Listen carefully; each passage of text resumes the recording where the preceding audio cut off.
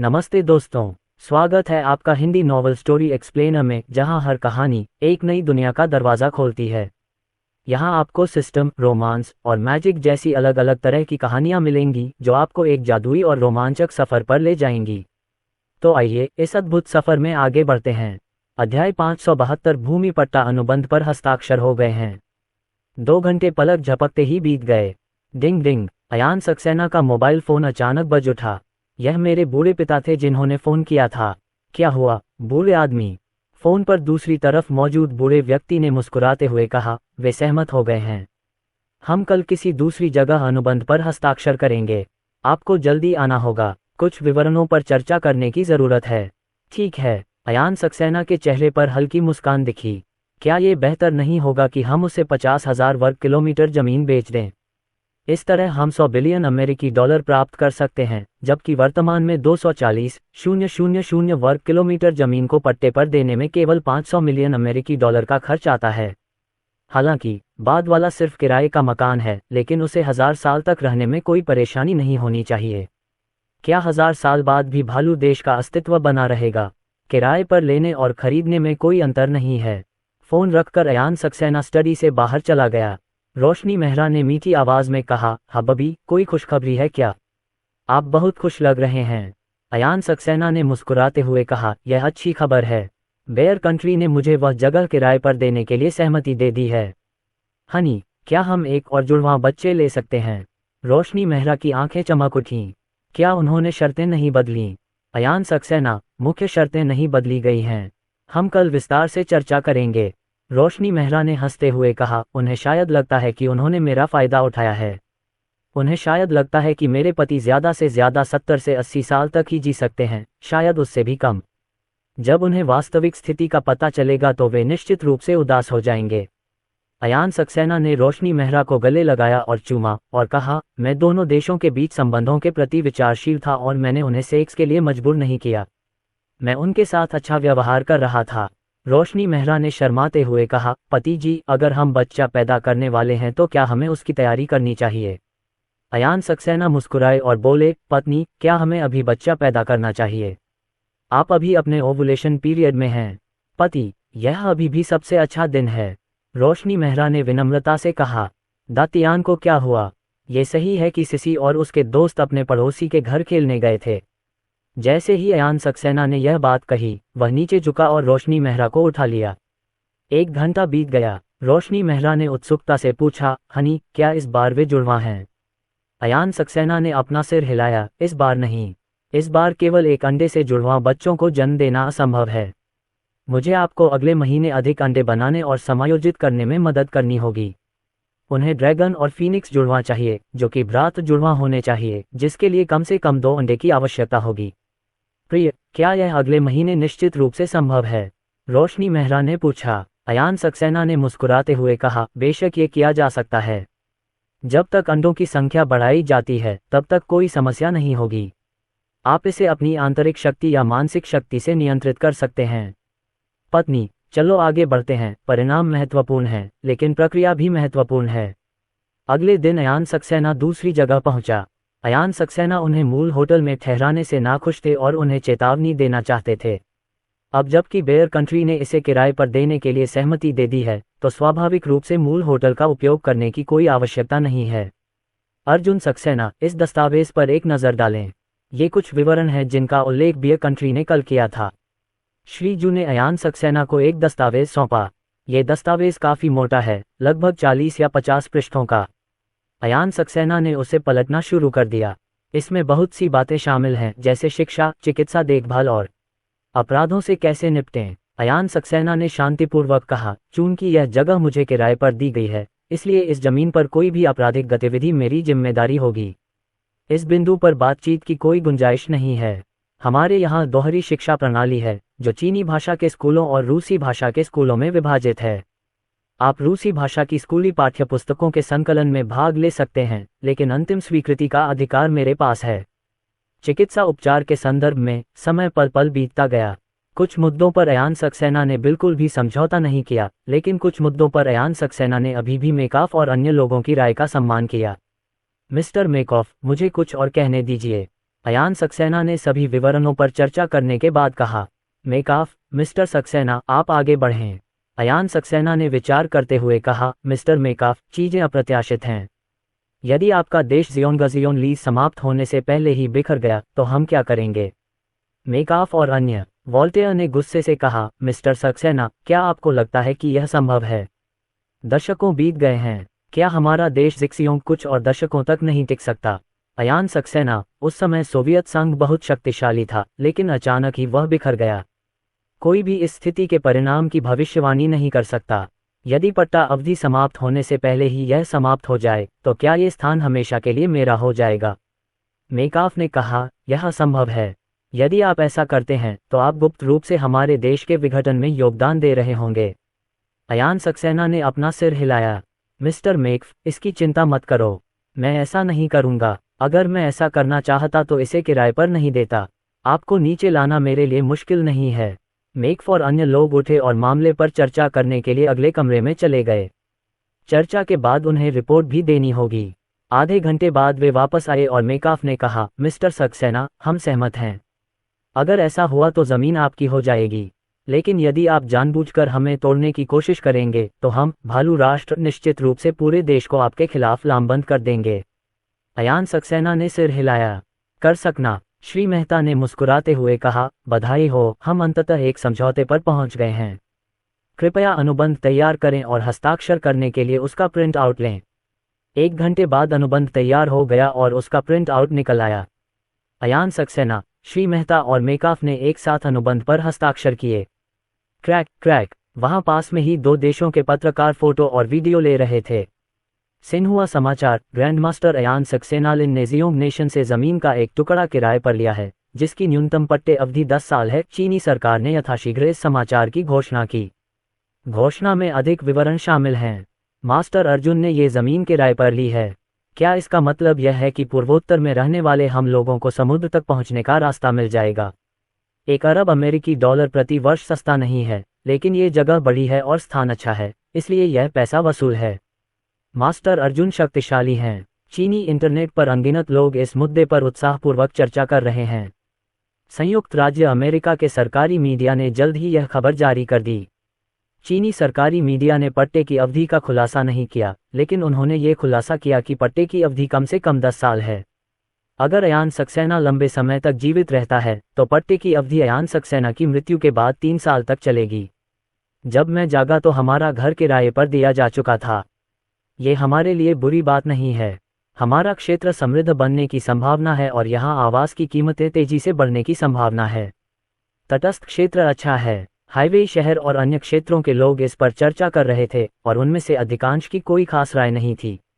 वे जानते हैं कि यदि वे संपत्ति को किराए पर देंगे तो अर्थव्यवस्था में सुधार होगा, और यदि वे यहाँ रहना नहीं चाहते हैं तो संपत्ति की कीमतें बढ़ने पर वे यहाँ से चले जाएंगे। साधारण लोगों को केवल इस बात की चिंता रहती है कि उनका जीवन अच्छा है या नहीं। हालांकि अभी भी कई लोग हैं जिनकी अपनी राय है। इस तरह से जगह किराए पर देने से निश्चित रूप से कई लोगों की आय पर असर पड़ेगा। पत्नी, मुझे वहां जाना है। अब से वह जमीन का टुकड़ा हमारा होगा। मुझे उस पर नजर रखनी होगी और वहां स्थिरता बनाए रखनी होगी। अयान सक्सेना ने कहा। रोशनी मेहरा ने चिंतित होकर कहा, पति, दुश्मन को भी पता है कि आप कूद सकते हैं और यह अनुमान है कि कई दुश्मन आपको पीछे छोड़ देंगे।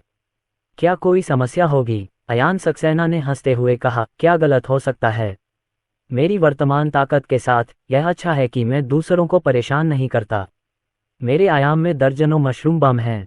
अध्याय 573। पिताजी, मत मरो। शाम को जब अनिंदिता सक्सेना को पता चला कि अयान सक्सेना विदेश जा रहा है तो वह उसके पैरों से लिपट गई। पिताजी, मत जाइए, अनिंदिता सक्सेना ने मुंह बनाते हुए कहा। पापा। अनिंदिता सक्सेना को ऐसा करते देख लिन डोंग्याओ ने अयान सक्सेना का दूसरा पैर पकड़ लिया। दोनों छोटे बच्चों को कसकर गले लगाया गया। जीक्सी, डैडी ज्यादा समय तक बाहर नहीं रहेंगे। वे ज्यादा से ज्यादा 1 हफ्ते में वापस आ जाएंगे, ठीक है? अयान सक्सेना ने अनिंदिता सक्सेना के सिर पर हाथ फेरा और उसे सांत्वना दी। अनिंदिता सक्सेना की आंखें भर आईं। पापा, ये ठीक नहीं है। अगर आप विदेश जाकर खतरे में पड़ गए तो क्या होगा? पापा, वहां बहुत सारे बुरे लोग हैं, बाहर मत जाओ। लिन डोंग्याओ ने देखा कि उसकी बहन रोने वाली थी, इसलिए उसने अपने होठों को दबाया और पहले रोना शुरू कर दिया। वो पिताजी, कृपया मत मरो। अयान सक्सेना, डोंट डोंट रो मत। डैडी ठीक हैं, डैडी सुपरमैन हैं, डैडी के लिए मरना इतना आसान नहीं है। अयान सक्सेना ने ये कहा और अपने बगल में खड़ी रोशनी मेहरा की ओर देखा जैसे मदद मांग रहा हो। रोशनी मेहरा ने अनिंदिता सक्सेना के आंसू पोंछे और कहा, जीक्सी, पापा इस बार किसी बहुत ज़रूरी काम से बाहर जा रहे हैं। पापा की काबिलियत को देखते हुए कोई परेशानी नहीं होनी चाहिए। पिताजी के साथ बहुत सारे लोग बाहर जाएंगे और पिताजी बहुत सारे रोबोकॉप्टर रोबोट भी साथ लाएंगे। अनिंदिता सक्सेना ने अयान सक्सेना की ओर देखा, पिताजी, क्या सचमुच कोई खतरा नहीं है? बेशक ये सच है, अयान सक्सेना ने जल्दी से कहा। अनिंदिता सक्सेना, पिताजी, चून की कोई खतरा नहीं है, इसलिए मैं भी जाना चाहती हूँ। डोंट डोंट, तुम माँ के साथ घर पर रहो और मैं पिताजी के साथ बाहर जाऊंगी। अयान सक्सेना ने असहाय भाव से अपना सिर हिलाया, शीशी, नहीं। पिताजी का अकेले बाहर जाना सुरक्षित नहीं है। अगर मैं तुम्हें अपने साथ ले जाऊंगा तो पिताजी को तुम्हारी सुरक्षा करनी होगी, जो असुरक्षित होगा। पिताजी ठीक हो जाएंगे, चिंता मत करो। अनिंदिता सक्सेना ने अभी भी अयान सक्सेना की जांघों को कसकर पकड़ रखा था। रोशनी मेहरा ने कहा, पति, ऐसा लगता है कि आपको अपनी ताकत दिखानी होगी, अन्यथा जीक्सी और अन्य लोग आपकी चिंता करेंगे। अयान सक्सेना ने हल्का सा सिर हिलाया।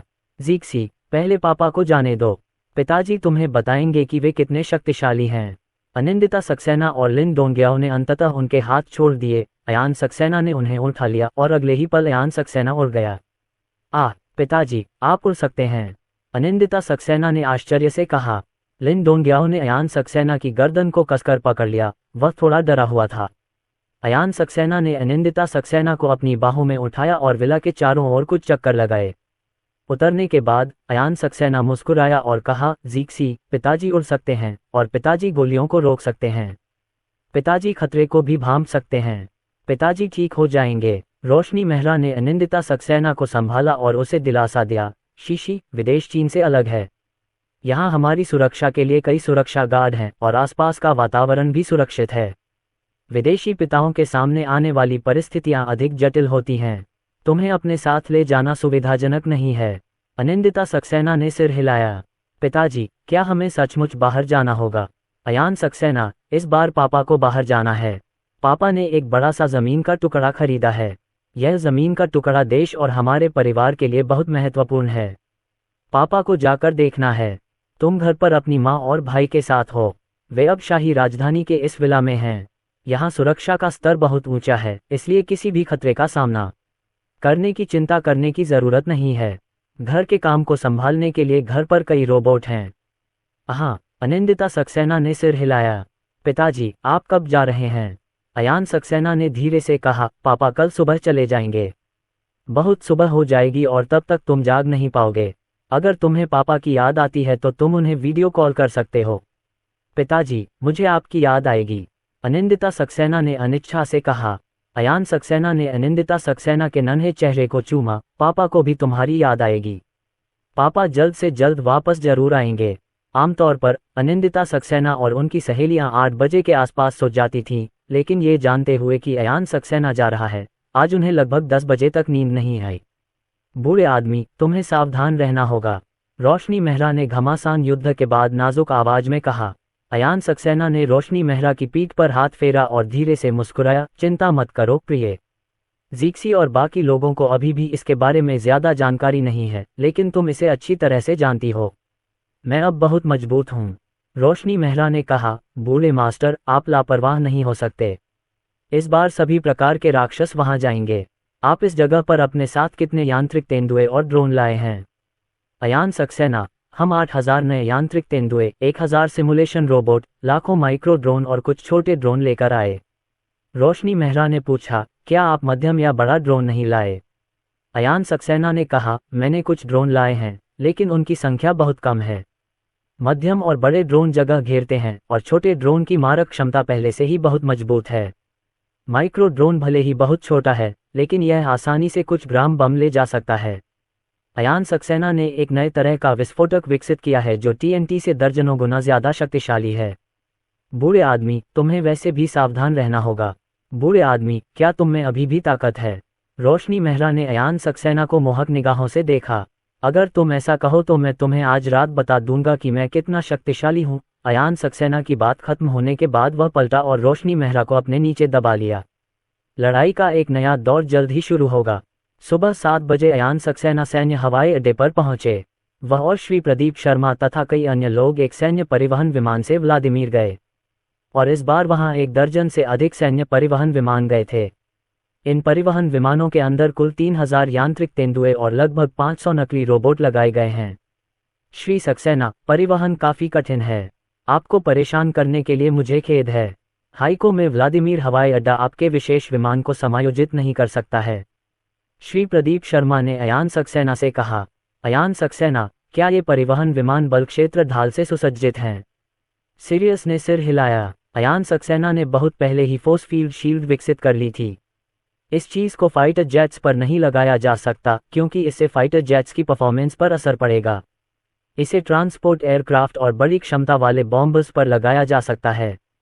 यद्यपि यह नियमित मिसाइलों का प्रतिरोध नहीं कर सकता, लेकिन बल क्षेत्र ढाल चालू होने पर यह विमान भेदी मशीन गनों और आरपीजी का प्रतिरोध कर सकता है। बस काफी है। अतीत में उनके साथ लड़ाकू विमान भी होते थे और यदि उन पर मिसाइल हमला होता था तो लड़ाकू विमान उसे रोकने के लिए मिसाइलें दाग सकते थे। श्री सक्सेना, रडार पूरी क्षमता से इसकी निगरानी करेगा। किसी भी समय खतरे से निपटने के लिए पूर्वोत्तर मिसाइल बल भी तैयार रहेगा। श्री प्रदीप शर्मा के बगल में खड़े एक मध्यम आयु वर्ग के व्यक्ति ने कहा। ये चीनी व्यक्ति भविष्य में लंबे समय तक व्लादिमीर शहर में रहेगा। अयान सक्सेना ने मुस्कुराते हुए कहा, जनरल, आपकी कड़ी मेहनत के लिए धन्यवाद। मैं वहां ज्यादा समय तक नहीं रह सकता। आपको कई चीजों का ध्यान रखना होगा। मिस्टर सक्सेना, यह मेरा काम है, ये कठिन नहीं है। जनरल वे हाइशिंग ने गहरी आवाज में कहा। अयान सक्सेना ने सिर हिलाया। सब लोग विमान पर चढ़ो। चलो वहां चलते हैं। मैं देखना चाहता हूं कि वहां किस तरह के राक्षस हैं। 5 मिनट बाद में टकराना। पहले 4 एडवांस्ड स्टील्थ फाइटर्स ने उड़ान भरी और फिर एक के बाद एक ट्रांसपोर्ट प्लेन ने उड़ान भरी। दूरी ज्यादा नहीं थी और अयान सक्सेना और उनकी टीम करीब 2 घंटे में व्लादिमीर शहर पहुंच पाएगी। अयान सक्सेना वास्तव में विदेश में हैवी सिटी चला गया है। अयान सक्सेना की हत्या करने का यह एक सही मौका है। इसे मत चूको। शाही राजधानी में कुछ जासूस छिपे हुए हैं जिन्होंने ये खबर लीक कर दी है। चीन में अयान सक्सेना की हत्या करना मुश्किल है। राष्ट्रीय सुरक्षा सख्त है और उनके लिए हथियार हासिल करना मुश्किल है। अयान सक्सेना जियोंग देश नहीं जा पाएंगे। अयान सक्सेना के आसपास सुरक्षा बल निश्चित रूप से कम हो जाएंगे और भालू देश में सभी प्रकार के हथियार मिलना आसान है। अध्याय 574 विमान पर हमला हुआ। 1 घंटे से अधिक समय बाद विमान ने अपनी ऊंचाई कम कर ली। थोड़ी देर उड़ान भरने के बाद एक रेडियो आवाज सुनाई दी, सभी लोग कृपया ध्यान दें। हम चीनी सीमा को छोड़कर जियोनग्नु देश में प्रवेश करने वाले हैं। केबिन में बैठे कुछ लोगों के चेहरे पर भाव बहुत गंभीर हो गए। व्लादिमीर शहर चीन से केवल 50 या 60 किलोमीटर दूर है। विमानों ने अपनी ऊंचाई कम कर ली है, इसलिए विमान रोधी मशीन गन आसानी से उन पर हमला कर सकती है। इनमें से अधिकांश राष्ट्रीय सुरक्षा सदस्यों को बल क्षेत्र ढाल के बारे में पता नहीं है। यह उपकरण चीन के लगभग सभी बमवर्षक विमानों तथा कुछ परिवहन विमानों में लगा हुआ है, लेकिन इसका वास्तव में कभी उपयोग नहीं किया गया। कहीं जमीन पर, ये यहाँ है, ये वहाँ है। परिवहन वाहनों पर निशाना साधो और उन्हें गोली मार दो, एक आदमी चिल्लाया। कई ट्रकों ने जल्दी से अपने तिरपाल खोले, जिससे ट्रकों में रखी विमान रोधी मशीन गनें दिखाई देने लगीं। टिक टिक टिक टिक टिक टिक। विमान भेदी मशीन गन से तुरंत ही चमकदार लपटें निकलने लगीं। हवा में परिवहन विमान पर कई गोलियां चलाई गईं। एक ही समय पर 1 दर्जन स्टिंगर विमान भेदी मिसाइलें आकाश में गरजने लगीं। ये लड़ाकू विमान लंबी दूरी से आने वाली मिसाइलों को रोक सकता है, लेकिन स्टिंगर जैसी निकट दूरी की मिसाइलों को रोकना कठिन है। बूम बूम, पलक झपकते ही डंक लक्ष्य के निकट पहुंच गया। वे मध्य हवा में ही फट गए। विस्फोट से एक चमकदार ज्वाला उत्पन्न हुई और एक बहुत ही अजीब दृश्य दिखाई दिया। लपटें वास्तव में परिवहन विमानों के चारों ओर चक्कर लगा रही थीं, जैसे कि उन परिवहन विमानों के बाहर एक अदृश्य अवरोध था। बूम बूम, अधिक स्टिंगर मिसाइलें अपने लक्ष्य के पास पहुंचीं और फट गईं। लेकिन पहले की तरह उन्होंने लक्ष्य को नष्ट नहीं किया। स्टिंगर मिसाइल एक प्रकार की व्यक्तिगत वायु रक्षा मिसाइल है जो बल क्षेत्र ढाल की प्रभावी सुरक्षा सीमा के भीतर है। ऐसा कैसे हो सकता है? जमीन पर काला हुड पहने एक आदमी की आंखें खुली हुई थीं। उन्होंने देखा कि स्टिंगर मिसाइलें एक के बाद एक हमला कर रही थीं, परिवहन विमानों के पास फट रही थीं, लेकिन परिवहन विमानों को कोई नुकसान नहीं पहुंचा था। विमान भेदी मशीन गनों ने उनमें से कुछ को निशाना बनाया, लेकिन जैसे ही गोली परिवहन विमान के पास पहुंची, उसे रोक लिया गया। दुश्मन दिख गया, हमला करो। 4 अनुरक्षण लड़ाकू विमानों ने दुश्मन को देख लिया। उन्होंने तुरंत कई मिसाइलें दागी, जो काफी ऊंचाई से गिरी और विमान रोधी मशीन गनों से लैस ट्रक पर सटीक निशाना साधा, जिससे सभी विमान रोधी मशीन गनें खामोश हो गईं। परिवहन विमान के अंदर अयान सक्सेना का चेहरा शांत था। उसे कोई खास खतरा महसूस नहीं हुआ। पहला, वह जानता था कि ट्रांसपोर्टर के पास एक बल क्षेत्र ढाल है, और दूसरा, उसकी वर्तमान ताकत साधारण मिसाइलों का विरोध करने के लिए पर्याप्त थी। ये साधारण मिसाइल एक नियमित मिसाइल को संदर्भित करता है, जिसे लड़ाकू जेट द्वारा प्रक्षेपित किया जाता है, न कि स्टिंगर जैसी कोई एकल मिसाइल को। अयान सक्सेना के सामने डंक जैसी छोटी चीज भी कुछ नहीं है। क्या चल रहा है? हमारे बगल में एक मिसाइल फटी और हम सुरक्षित थे। केबिन में बैठे कुछ लोग हैरान रह गए। श्री प्रदीप शर्मा ने हेडसेट में कहा, सभी लोग कृपया ध्यान दें। हमारा विमान ग्रैंड मास्टर अर्जुन द्वारा अनुसंधानित बल क्षेत्र ढाल से सुसज्जित है। इस तरह का साधारण हमला हमारे खिलाफ अप्रभावी है। सभी हैरान हो उठे। ऐसी बातों पर वास्तव में शोध किया गया है। देश की छत के नीचे अभी भी कितनी अच्छी चीजें छिपी हुई हैं। जल्द ही विमान खतरनाक क्षेत्र से बाहर निकल गया और हवाई अड्डे पर उतरने की तैयारी में नीचे उतरना जारी रखा। हवाई अड्डा उतरने के लिए सुरक्षित है। विमान को हवाई अड्डे से खबर मिली कि राष्ट्रीय सुरक्षा सदस्य कल रात हवाई अड्डे की स्थिति का जायजा लेने आए थे। परिवहन विमान एक के बाद एक उतरे। लैंडिंग प्रक्रिया के दौरान कोई समस्या नहीं आई। ट्रांसपोर्ट विमानों के दरवाजे खुले और अयान सक्सेना उनमें से एक ट्रांसपोर्ट विमान से बाहर निकल गया। श्री सक्सेना, हम पर हमला करने वाली एंटी एयरक्राफ्ट मशीन गन को नष्ट कर दिया गया और बंदूकधारी मारा गया, लेकिन स्टिंगर मिसाइल दागने वाला व्यक्ति भाग रहा है, इसलिए लड़ाकू विमानों के लिए उन्हें निशाना बनाना मुश्किल है। श्री प्रदीप शर्मा अयान सक्सेना के पास आए और गहरी आवाज में बोले। अयान सक्सेना ने हल्का सा सिर हिलाया। स्टिंगर मिसाइल के लॉन्च होते ही लोग भाग सकते हैं। जब तक लड़ाकू विमानों को हमले का पता चलेगा, तब तक वे लोग छिप चुके होंगे। श्री सक्सेना, आपका स्वागत है। मैं कुजोस्तान, भालू साम्राज्य का जनरल हूँ। जियोंग देश से एक किशोर उम्र का व्यक्ति आया और अपना हाथ बढ़ाया। अयान सक्सेना ने उनसे हाथ मिलाया। जनरल कुजोस्तान, जब हम यहाँ आए तो हम पर हमला किया गया। आपको ये पता होना चाहिए। कृपया हमलावरों को पकड़ने में सहयोग करें। अयान सक्सेना ने गहरी आवाज में कहा। जनरल कुजोस्तान ने सिर हिलाया। मिस्टर सक्सेना, चिंता न करें, मैंने पहले ही आदेश जारी कर दिया है। हमारे सैनिक और पुलिस हमलावरों को पकड़ने की पूरी कोशिश करेंगे। अयान सक्सेना ने अपनी आंखें थोड़ी सिकोड़ लीं। कुजोस्तान के शब्द सच्चे नहीं थे। वह उनके आगमन से विशेष रूप से खुश नहीं लग रहा था। जनरल कुजोस्तान, क्या आप उन हमलावरों के बारे में कुछ जानते हैं? अयान सक्सेना ने पूछा। कुजोस्तान, श्री सक्सेना, मुझे खेद है, हमें अभी तक पता नहीं है। मैं भी इस घटना से बहुत स्तब्ध हूँ। अयान सक्सेना ने कुजोस्तान की ओर देखा। आप जानते हैं जनरल कुजोस्तान, मैं आपके हाव भाव से यह समझ सकता हूँ। अगर आप मुझे नहीं बताते तो मुझे संदेह है कि आपका उनसे संपर्क है। कुजोस्तान की पुतलियां थोड़ी सिकुड़ गईं। मिस्टर सक्सेना, आप मजाक कर रहे हैं। मैं उन डरावने लोगों से कैसे जुड़ा हूँ? अयान सक्सेना ने बिना कुछ कहे उसकी ओर देखा। परिवहन विमान से बड़ी संख्या में यांत्रिक तेंदुए बाहर निकले और ये यांत्रिक तेंदुए अयान सक्सेना और उनकी टीम के पास एकत्र हो गए। जैसे जैसे यांत्रिक तेंदुओं की संख्या बढ़ती है, कुजोस्तान पर दबाव भी बढ़ता है। अयान सक्सेना ने शांतिपूर्वक कहा। जनरल कुजोस्तान, ये सामान्य बात है कि आपके यहाँ कुछ ताकतों के साथ जटिल संबंध हैं, और यह भी सामान्य बात है कि आप जानते हैं कि वे कौन हैं। अगर तुम मुझे बता दोगे तो कुछ नहीं होगा, लेकिन अगर तुम नहीं बताओगे तो बाद में मेरे असभ्य व्यवहार के लिए मुझे दोष मत देना। तुम्हें पता होना चाहिए कि इस जगह का मालिक बदल गया है। आपका परिवार यहाँ है। कुजोस्तान कुछ देर चुप रहा और बोला, मिस्टर सक्सेना, यद्यपि आपने ये स्थान किराए पर लिया है, फिर भी बेहतर होगा कि आप यहाँ के कुछ शक्तिशाली स्थानीय तानाशाहों को भड़काएं नहीं। वे बहुत शक्तिशाली हैं। अयान सक्सेना ने शांति से कहा। जारी रखें।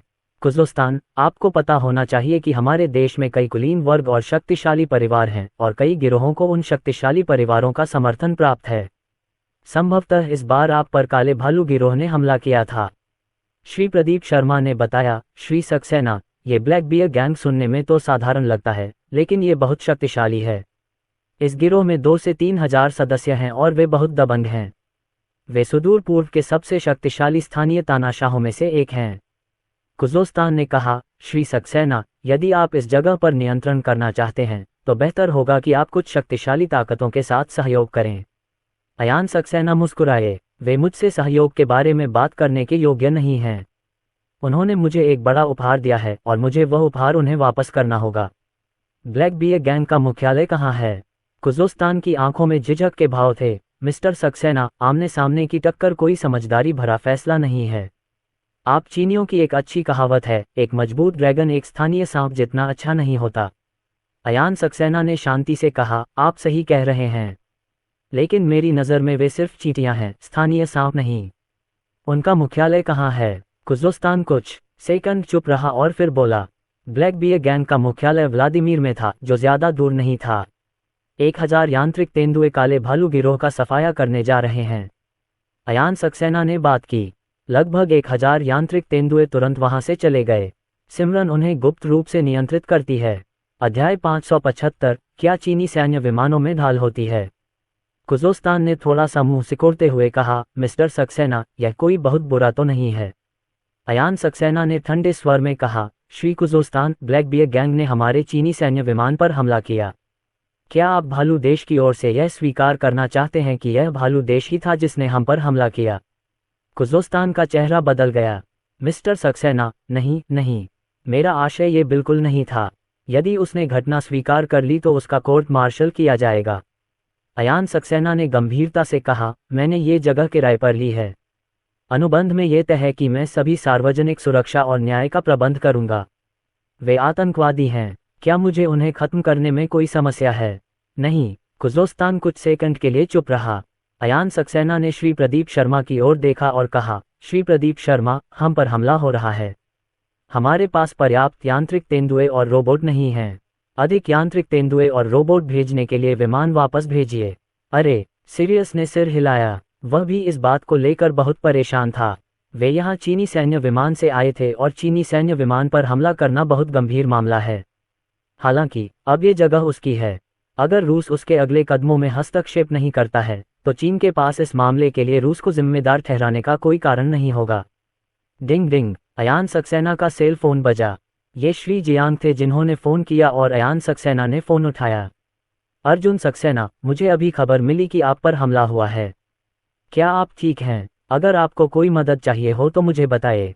फ़ोन के दूसरी ओर श्री जियांग चिंतित दिखे। अयान सक्सेना, मिस्टर जियांग, मैं ठीक हूँ। फोर्स फील्ड शील्ड अच्छी तरह से काम कर रही है और उसने सभी हमलों को रोक दिया है। मिस्टर जियांग, सेना के पास हनीकॉम्ब से लैस कुछ बड़े ड्रोन हैं। मुझे इनमें से कुछ बड़े ड्रोन की ज़रूरत है। उन्होंने ही मधुमक्खी के छत्ते का निर्माण किया था, लेकिन उसके पास सेना जैसा कोई बड़ा ड्रोन नहीं था। सेना ने इस छत्ते को एक बड़े ड्रोन में भर दिया, जो ऊपर से उड़ान भरते समय अंदर के छोटे ड्रोनों को छोड़ देता था। एल्डर जियांग, कोई बात नहीं। क्या क्रूज तुम्हारे लिए पर्याप्त है? बस काफ़ी है। अयान सक्सेना, यद्यपि यांत्रिक तेंदुओं की लड़ाकू क्षमता बहुत अच्छी है, फिर भी एक समस्या है, उनकी गतिशीलता ड्रोनों जितनी तीव्र नहीं है। इस बार जब हम पर हमला हुआ तो लड़ाकू विमानों ने विमान भेदी मशीनगनों को नष्ट कर दिया और उन पर स्टिंगर मिसाइलें दाग दी और वे भाग गए। यदि पास में कोई बड़ा ड्रोन उड़ रहा हो तो हमला करने के लिए एक छोटा ड्रोन तुरंत छोड़ा जा सकता है। हवाई अड्डे के बाहर इतने सारे यांत्रिक तेंदुए आ गए हैं। इंटरनेट पर कहा जा रहा है कि अयान सक्सेना के विमान पर हमला हुआ था। मुझे डर है कि इन यांत्रिक तेंदुओं को दुश्मन से बदला लेने के लिए भेजा गया था। अरे, ये यांत्रिक तेंदुए हमारी तरफ क्यों आ रहे हैं? हवाई अड्डे के बाहर खूब चर्चा हुई। हजारों रोबोट तेंदुए हवाई अड्डे से बाहर भागे। उनमें से अधिकांश तेजी से व्लादिमीर शहर क्षेत्र की ओर चले गए और उनमें से केवल कुछ ही हवाई अड्डे के प्रवेश द्वार तक पहुंचे। प्रवेश करते ही दोनों लोगों की दिल की धड़कनें तेज हो गईं। वे काले भालू गिरोह हैं। हवाई अड्डे पर रुकने का उद्देश्य अयान सक्सेना और अन्य पर नजर रखना है। कृपया सभी लोग ध्यान दें, कृपया इस समय हवाई अड्डे से बाहर न जाएं। अगले चरण में हमें सुरक्षा जांच करनी होगी। कई यांत्रिक तेंदुए आए और उनमें से एक के मुंह से आवाज निकली। किस आधार पर? मुझे कुछ जरूरी काम है, मुझे तुरंत निकलना होगा। तो आपको हमें जाने से रोकने का कोई अधिकार नहीं है। रूसी भालू देशों के कुछ लोगों ने दंगा करना शुरू कर दिया। रोबोट तेंदुआ, हस्ताक्षरित समझौते के अनुसार हमारा बॉस रियायत के भीतर सार्वजनिक सुरक्षा और न्याय के लिए जिम्मेदार होगा।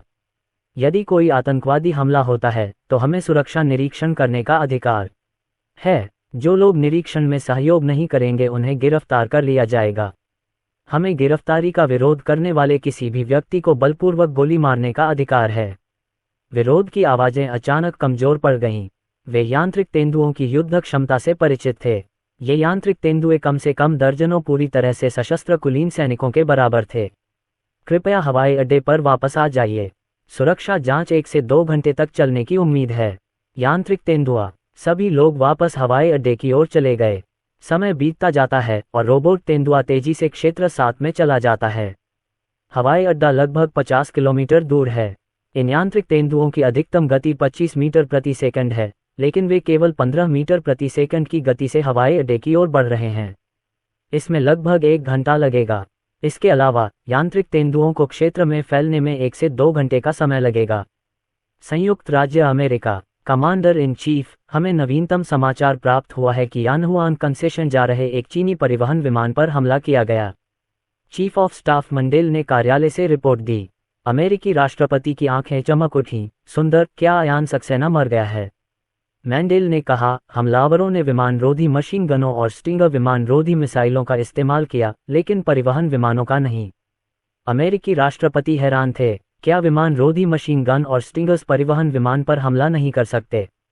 यदि परिवहन विमान अधिक ऊंचाई पर उड़ रहे हैं तो उन पर हमला नहीं किया जा सकता, लेकिन उन्हें उतरना होगा। क्या ये संभव है कि उतरते समय उन पर हमला न किया जा सके? मैंडेल ने कहा, कमांडर इन चीफ, हमने उस पर हमला किया, लेकिन चीनी परिवहन विमान के चारों ओर एक ढाल है, इसलिए हमला अप्रभावी है। मैंडेल, तुम किस बारे में बात कर रहे हो? अमेरिकी राष्ट्रपति को इस पर विश्वास नहीं हुआ। मैंडेल ने आह भरते हुए कहा, मैंने जो कहा वह सच है। जब डंक पास आया तो अदृश्य ढाल ने उसे रोक लिया। डंक के विस्फोट से उन अदृश्य ढालों को नष्ट नहीं किया जा सका। अमेरिकी राष्ट्रपति का चेहरा बदसूरत हो गया। यह उनके लिए सचमुच बुरी खबर है। अगर चीनी परिवहन विमानों में सुरक्षा कवच है तो उनके बमवर्षक विमानों में भी सुरक्षा कवच है। चीनी बमवर्षकों से उन्हें होने वाला खतरा बहुत बढ़ गया है। चीन के पास अमेरिका के कई सैन्य अड्डे हैं।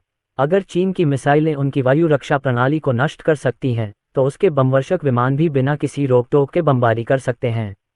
इसके अलावा कुछ लोग विमान पर भी हैं। युद्धपोतों के बारे में क्या ऐसा हो सकता है कि चीनी युद्धपोतों के पास अधिक मजबूत सुरक्षा कवच हों? अगर यही स्थिति रही तो हम युद्ध कैसे लड़ सकेंगे? जांच करना। मैं इसके बारे में सारी खबरें जानना चाहता हूँ। संयुक्त राज्य अमेरिका के राष्ट्रपति ने गहरी आवाज में कहा। हाँ, व्लादिमीर शहर में ब्लैक बियर गैंग के नेता वैलेंटिन ने भौहें सिकुड़ी। उन्होंने कई एंटी एयरक्राफ्ट मशीन गन और स्टिंगर एंटी एयरक्राफ्ट मिसाइलों का इस्तेमाल किया, लेकिन अयान सक्सेना को मारने में असफल रहे। ये स्थिति शर्मनाक है। हेल्प, बहुत से रोबोट तेंदुए इस क्षेत्र की ओर आ रहे हैं।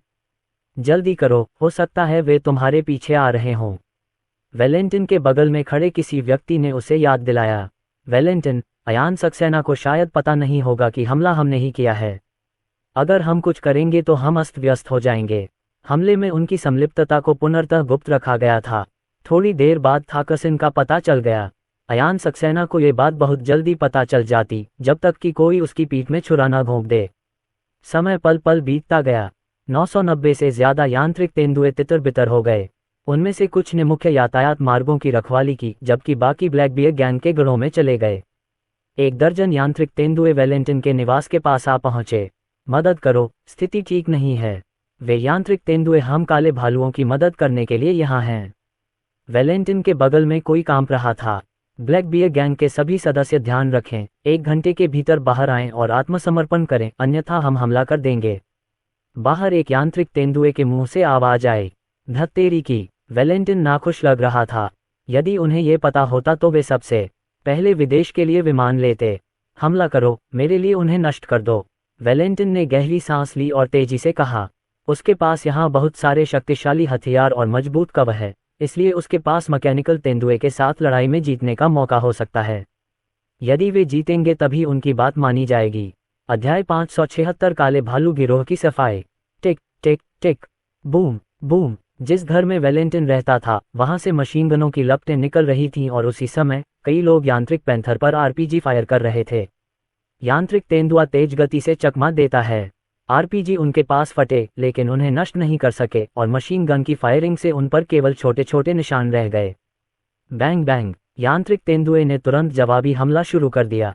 जो बंदूकधारी वहां आए थे उन्होंने एक एक करके मार गिराया। वैलेंटिन हैरान रह गया। ये यांत्रिक तेंदुए आरपीजी हमलों से बचने में सक्षम थे और भारी मशीन गन की गोलियों से भी उन्हें कोई नुकसान नहीं पहुंचा। मेरे लिए उन्हें जोर से मारो, ये घर एक किले जैसा है, वे अंदर नहीं आ सकते, वैलेंटिन चिल्लाया। वैलेंटिन पर चिल्लाने के बाद वह नीचे चला गया और सुरंग के रास्ते निकलने की तैयारी करने लगा। इसी समय यांत्रिक तेंदुए में से एक ने अपनी पूंछ हिलाई और एक छोटा बम संकरी खिड़की से अंदर आ गिरा। कमरे में मौजूद दो लोगों के हाव भाव एकदम बदल गए। वे जानते थे कि यांत्रिक तेंदुए की पूंछ में बम है, लेकिन यांत्रिक तेंदुआ अपनी पूंछ को नियंत्रित कर सकता था और उसे बहुत सटीकता से फेंक सकता था। बूम! अगले ही पल कमरे में जोरदार विस्फोट हुआ। कमरा पूरी तरह नष्ट हो गया। तीसरी पीढ़ी की मैकेनिकल लेपर्ड टेल एक नए प्रकार के विस्फोटक से सुसज्जित है। वे छोटे हैं, लेकिन पिछले वाले की तुलना में बहुत अधिक शक्तिशाली हैं। क्या चल रहा है? वैलेंटिन का चेहरा एकदम बदल गया। उसे ऐसा लगा जैसे उस पर अभी अभी मोटा से हमला हुआ हो। स्वूश स्वूश! इमारत में एक बड़ा सा छेद हो गया और कई यांत्रिक तेंदुओं ने उस छेद में बम फेंका। Boom boom! बम इमारत के अंदर तुरंत फट गए। इमारत के अंदरूनी हिस्से को अचानक बहुत ज्यादा नुकसान पहुंचा। कुछ लोग मारे गए और जो लोग नहीं मरे थे उनके सिर गूंज रहे थे। धत्तेरी की! वैलेंटिन नाखुश लग रहा था। सर्किट क्षतिग्रस्त हो गया और जिस लिफ्ट में वह सवार था वह रुक गई। विस्फोट के कारण उत्पन्न हुई दरार से 6 यांत्रिक तेंदुए इमारत में घुस गए। Bang bang! यांत्रिक तेंदुआ सटीकता से निशाना साधता है। जिन लक्ष्यों को उन्होंने देखा उन्हें तुरंत मार गिराया गया। अगर कोई दुश्मन उन पर ग्रेनेड भी फेंकता है तो वे उसे देखते ही तुरंत चकमा दे सकते हैं। जब तक दूरी थोड़ी ज्यादा है, ग्रेनेड का उनके बचाव पर कोई असर नहीं होगा। शैतान! ये चीजें शैतानी हैं। मैं उन्हें नहीं मार सकता। वैलेंटिन के आदमी तबाह हो गए। जो लोग यहाँ रह सकते हैं वे ब्लैक बियर गैंग के कुलीन लोग हैं। वे सभी निशानेबाजी में अच्छे हैं। वे मैकेनिकल तेंदुए को मार सकते हैं, लेकिन इससे ज्यादा कुछ नहीं है। दूसरी पीढ़ी के रोबोट तेंदुए की आंखों की सुरक्षा में अभी भी कमजोरी है, लेकिन तीसरी पीढ़ी के रोबोट तेंदुए में अब ये कमजोरी नहीं है। Bang bang! Tick tick tick! अन्य स्थानों पर भी भीषण गोलीबारी की आवाजें सुनी गईं। इसी समय ब्लैक बेयर गैंग के कई गढ़ों पर छापे मारे गए। इन चौकियों की सुरक्षा मुख्यालय जितनी मजबूत नहीं है और रोबोट पैंथर के लिए ब्लैक बियर गैंग मुख्यालय पर हमला करने की तुलना में इन चौकियों पर हमला करना अधिक आसान है। जब तक mechanical panther black bear gang के सदस्यों को ढूंढ लेता है या उन पर हमला कर देता है, तब तक वह निश्चित रूप से उन्हें नरक में भेज देगा। जहां तक ब्लैक बियर गैंग के सदस्यों का सवाल है तो यह आसान है। ज़ियाओबी इंटरनेट पर इसके बारे में जानकारी पा सकते हैं। पीना! वैलेंटिन और उसके 2 विश्वासपात्रों ने लिफ्ट का दरवाजा खोला और बाहर आ गए। जब उन्होंने नीचे से गोलियों की आवाज सुनी तो उनके दिल में ठंडक महसूस हुई। मैकेनिकल तेंदुआ इतनी जल्दी नहीं आया। वहां कोई लिफ्ट नहीं है, इसलिए वे केवल सीढ़ियों से ही नीचे जा सकते हैं। यांत्रिक तेंदुआ ठीक नीचे है। वे भूमिगत मार्ग तक कैसे पहुंच सकते हैं? मदद करो, मुझे डर है कि हम बच नहीं पाएंगे, एक विश्वासपात्र ने कटुता से कहा। वैलेंटिन ने अत्यंत अप्रिय भाव से कहा, छोड़ो, यह मैं हूं। मुझे पता था कि यांत्रिक तेंदुए बहुत शक्तिशाली होते हैं, लेकिन मुझे उम्मीद नहीं थी कि वे इतने शक्तिशाली होंगे। उनकी लड़ने की शक्ति निश्चित रूप से 10 गुना अधिक मजबूत है। एक अन्य विश्वासपात्र ने कहा, टाइप 2 यांत्रिक तेंदुए 10 गुना अधिक शक्तिशाली होते हैं और यह टाइप 3 है। वे अपनी पूंछ से जो बम फेंकते हैं वे टाइप 2 की तुलना में 7 या 8 गुना अधिक शक्तिशाली होते हैं। हम हारने के हकदार थे। वैलेंटिन ने गहरी सांस ली और कहा, नीचे जाओ। अगर हम नीचे चले गए तो हमारे पास अभी भी बचने का मौका है। अगर हम यहाँ रहे तो हम निश्चित रूप से मर जाएंगे। वे सावधानी से सीढ़ियों से नीचे उतरे, लेकिन चाहे वे कितने भी सावधान क्यों न रहे हों, फिर भी उन्हें यांत्रिक तेंदुए ने खोज लिया। Bang bang bang! 3 गोलियां उनके सिर में सटीक लगीं। अयान सक्सेना गन का उन्हें जिंदा पकड़ने का कोई इरादा नहीं था। ब्लैक बियर गैंग के सभी सदस्यों को मैकेनिकल तेंदुए द्वारा मार दिया जाएगा जैसे ही उन्हें देखा जाएगा। वैलेंटाइन के बैंक खाते में पैसा था, लेकिन अयान सक्सेना को ये जानने के लिए पूछने की जरूरत नहीं थी कि शियाओ बेई ने बस पैसे ट्रांसफर कर दिए थे। जल्द ही एक एक करके गोलियां चलना बंद हो गईं। इन गणों में काले भालू गिरोह के सभी सदस्य मारे गए, लेकिन कुल मारे गए लोगों की संख्या फिलहाल केवल 7 या 800 थी। ब्लैक बेयर गैंग में 2 से 3 हजार मुख्य सदस्य हैं। उनमें से सभी बेस में नहीं थे और उनमें से अधिकांश व्लादिमीर शहर में भी नहीं थे। यांत्रिक तेंदुए तितर बितर होने लगे। सड़क पर एक आदमी अपना चेहरा ढके हुए तेजी से चलता हुआ दिखाई दिया। वह ब्लैक बियर गैंग का मुख्य सदस्य था और शहर से भागना चाहता था। चौराहे पर दो यांत्रिक तेंदुए हैं। कई लोग वहां से गुजरे लेकिन वे नहीं हिले। जैसे ही यह आदमी वहां से गुजरने वाला था, एक यांत्रिक तेंदुआ उसके सामने आ खड़ा हुआ और बोला, कृपया अपनी टोपी और स्कार्फ उतार दीजिए। वह आदमी सख्त हो गया। आखिर कैसे उसे खोज लिया गया, जबकि उसने इस बात को इतनी अच्छी तरह से छुपाया था। यांत्रिक तेंदुए की ओर घूरने के कारण वह केवल अपनी टोपी और दुपट्टा ही उतार सका। यांत्रिक तेंदुए ने रूसी भाषा में कहा, ब्लैक बियर गैंग का सदस्य होने की पुष्टि हो गई है। टकराना। अगले ही पल वह आदमी मारा गया। आसपास के लोग थोड़े घबरा गए। यांत्रिक तेंदुए ने कहा, डरो मत, वह काले भालू गिरोह का एक मुख्य सदस्य है और काले भालू गिरोह ने आतंकवादी हमले में भाग लिया था। काला भालू गिरोह, ब्लैक बियर गैंग के सभी कमीने मरने के लायक हैं। आसपास के कुछ लोग बोल पड़े। उनमें से कई को ब्लैक बियर गैंग द्वारा सताया गया है। आखिर ब्लैक बियर गैंग के सदस्य अच्छे लड़के लड़कियां नहीं हैं। अगर वे अच्छा जीवन जीना चाहते हैं तो उन्हें आम लोगों पर अत्याचार करना होगा। किसी अन्य स्थान पर एक यांत्रिक तेंदुआ एक घर की ओर आता है। खिड़की से बाहर आ रहे यांत्रिक तेंदुए को देखकर घर में मौजूद एक आदमी पीला पड़ गया। ब्लैक बियर गैंग में उसकी पहचान अपेक्षाकृत गुप्त थी, फिर भी उसे ढूंढ लिया गया। हाथ में पिस्तौल लेकर वह आदमी बालकनी में चला गया। इसके बाद उन्होंने आत्महत्या करने का निर्णय लिया। रोबोट तेंदुए ने यह निश्चय कर लिया कि उसका लक्ष्य मर चुका है और वह कहीं और जाने के लिए मुड़ गया। जैसे जैसे समय बीतता गया, काले भालू गिरोह का हाईवे शहर से एक एक करके सफाया होता गया। जो लोग अभी तक नहीं मरे हैं वे भय से कांप रहे हैं।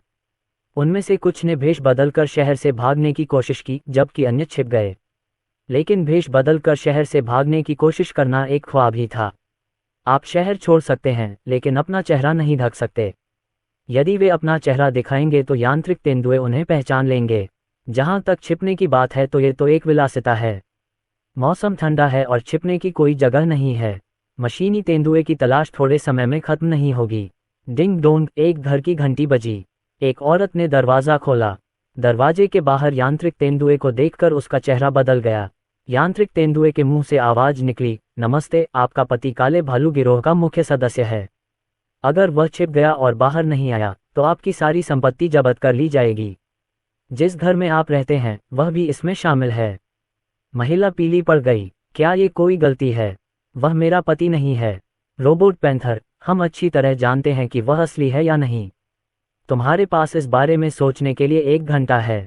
यदि तुम 1 घंटे के भीतर आत्मसमर्पण नहीं करते तो वह मर जाएगा और तुम्हें देश से निकाल दिया जाएगा। अध्याय 577 अयान सक्सेना का भोज निमंत्रण।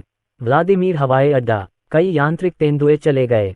उनमें से 2 भीड़ के पास चले गए, जबकि अन्य 2 हवाई अड्डे के शौचालय में चले गए।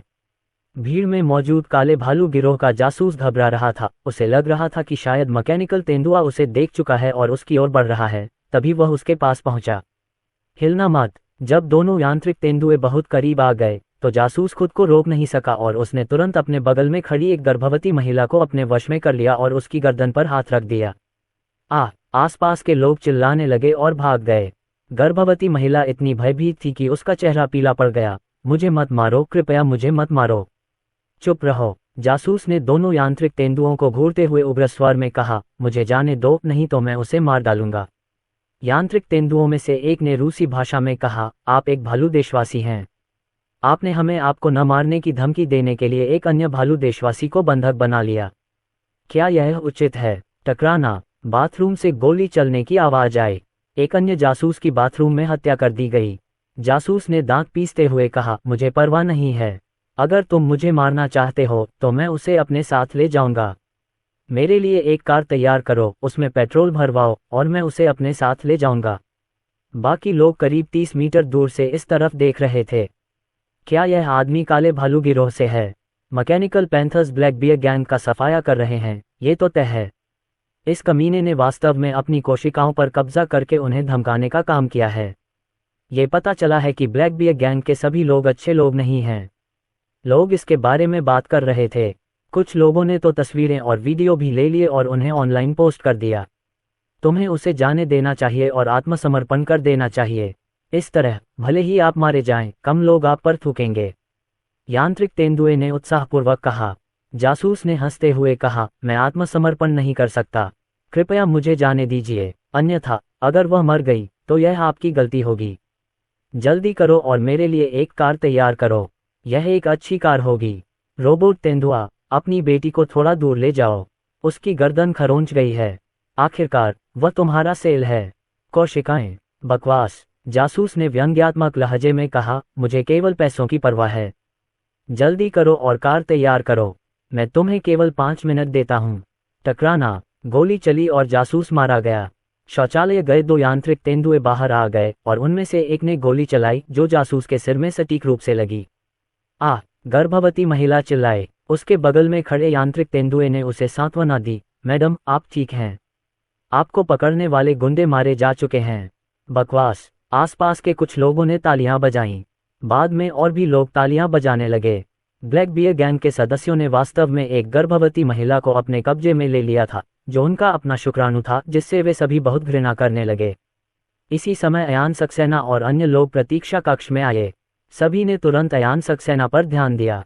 कल से पहले भले ही अयान सक्सेना बहुत मशहूर थे, लेकिन व्लादिवोस्तोक में अभी भी बहुत से लोग उन्हें नहीं जानते थे। लेकिन अब व्लादिवोस्तोक में बहुत कम लोग हैं जो अयान सक्सेना को नहीं जानते हैं। आखिरकार उन्होंने ये जगह अयान सक्सेना को किराए पर दे दी और आधिकारिक दस्तावेजों के अनुसार ये जगह अब यानहुआंग कंसेशन है। इसका एक अन्य उपनाम यानहुआंगलिंग भी है। अयान सक्सेना अब यानहुआंग क्षेत्र का स्वामी है। सब लोग, मेरा नाम अयान सक्सेना है। मुझे यकीन है कि आप सभी जानते हैं कि आज की कार्रवाई क्यों हुई। ब्लैक बियर गैंग ने उस चीनी सैन्य विमान पर हमला किया जिस पर मैं सवार था। ये युद्ध का एक गंभीर कृत्य है।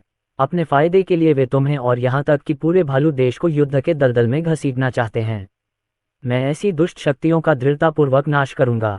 यानहुआंग क्षेत्र वह क्षेत्र है जिसे मैंने किराए पर लिया है और यह आपकी मातृभूमि भी है।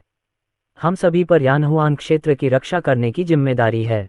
अयान सक्सेना ईमानदार दिखे। हर कोई अयान सक्सेना को देख रहा था। कुछ लोग रिकॉर्डिंग कर रहे थे और कुछ लोग चुपचाप लाइव प्रसारण में शामिल हो रहे थे। कुछ ही देर में लाइव प्रसारण कक्ष में बहुत से लोग उमड़ पड़े। हर कोई, शायद आप में से कुछ लोग ये सोचकर निराश होंगे कि मैं, एक बाहरी व्यक्ति, वास्तव में यानहुआंगलिंग को किराए पर ले रहा हूँ। लेकिन इसके बारे में सोचें, आपकी भौगोलिक स्थिति अच्छी है, यह अच्छी तरह से विकसित क्यों नहीं हो रहा है, आपके पास पैसे क्यों नहीं हैं। पूर्वोत्तर चीन के लिए अपने उत्पादों का निर्यात करना सुविधाजनक नहीं है और आपके लिए चीन के साथ व्यापार करना सुविधाजनक नहीं है। आप अमीर कैसे बन सकते हैं? क्या आप वहीं रहने के लिए तैयार हैं जहां आप हैं और पूरी तरह से त्याग दिए जाने के लिए तैयार हैं, जबकि पश्चिम में आपके साथी देशवासी बड़ी तेजी से आगे बढ़ रहे हैं? अयान सक्सेना रुक गया। हर कोई सोच रहा था कि सुदूर पूर्व में आर्थिक विकास पश्चिम की तुलना में बहुत पीछे है। अयान सक्सेना ने नज़र घुमाई और कहा, जहां तक मुझे पता है, यहाँ कुलीन तंत्र का एकाधिकार है और बुरी ताकतें व्याप्त हैं। अगर मैं एक क्षेत्र बन गया तो ये सब कूड़े में मिल जाएंगे। मैं आपकी इस ठंडी धरती पर गर्मजोशी, समृद्धि और आशा लाऊंगा।